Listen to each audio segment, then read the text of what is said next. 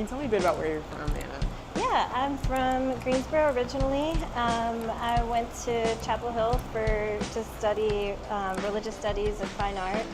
And then I ended up in Raleigh. My husband was in Wilmington and my sister went to State, so it just ended up being a really easy place to stop. And, I haven't left since. It's been about 10 years since I've been in Raleigh, and I live downtown and worked from home a lot for about 5 years, and I was just looking to get out in the community. So Well, now I'm you're very here. happy to be here. I know, right? It's been amazing. Yeah, so we're here in your studio in Art Space, and you are one of our emerging artists in residence. So can you tell me a bit about some of the themes in your work I see around us, and maybe how some of that experience from where you grew up and where you're from kind of influenced that? Yeah, absolutely.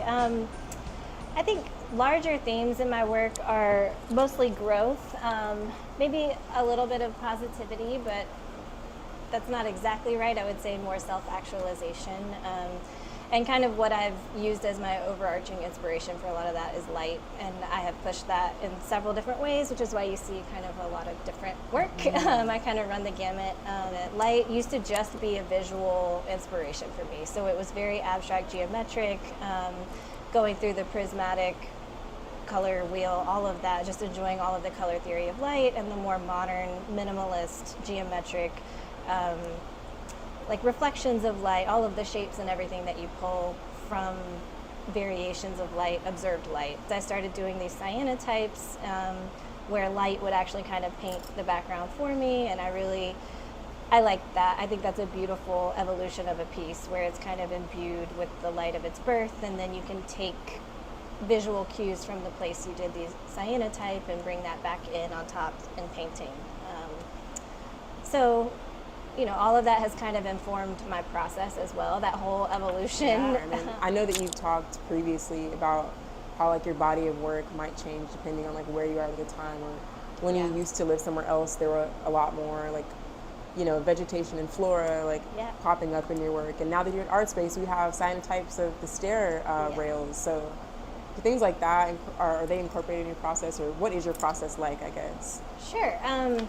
I guess it ends up coming out pretty precise through a process of refinement. I wouldn't say that it's very precise at all on that first layer. So that kind of, I use the word gestural.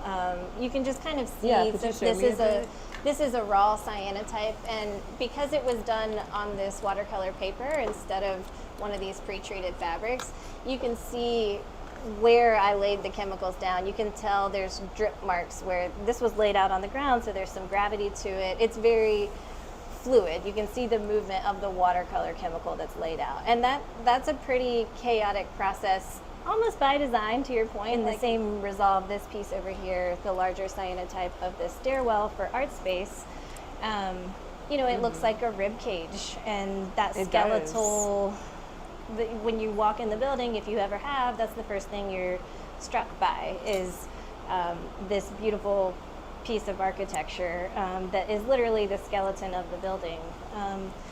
And so even though I'm not completing this image with the rest of a skeleton, I'm not painting the shoulder bone, I'm not showing that this is a rib cage. To me, that will read as a rib cage, and I leave it free enough in the composition that it can kind of stay there as a collage element when you're seeing isolated imagery. I want people to feel something from the art that I make, and everybody that comes in and realizes, oh my gosh, that was made right there from that light, and they can see it, then there's this thing we have in common, and there's this excitement about the space that wasn't there before. Okay, well, considering the themes that you've mentioned in your work, is there anything you want people, when they come and visit and see your work at Art Space, to learn? Or is there a specific goal you have during your stay here? And is there a way we can help you achieve that? You already have. Art Space has offered, I guess to answer that in the order that you asked it, I was craving communities, but I had this huge craving for being back in a community and having some other pool of inspiration to pull from. You spend a lot of time outside during the pandemic, and that's where a lot of these pieces kind of originated. But I wanted to push that concept. I wanted to focus on my concept while here at Art Space, and through teaching exercises and workshops and all of the other residents, all of the interaction I've already gained has already fueled that, having another resource kind of. And like we've already said, to just engage the public, and to do that you have to be in the public. I don't want to be sitting at my home trying to touch the public or just trying to synthesize the same information everybody else gets online. So you get those real interactions here, and in the same way that I kind of build through my process and my art, I'm kind of building through my time here in the residency. And yeah, well, sometimes that community and collaboration is all you need. So I'm yeah, glad that we're absolutely. able to give you that. Yes, thank we're you. happy to have you. Yes, thank you.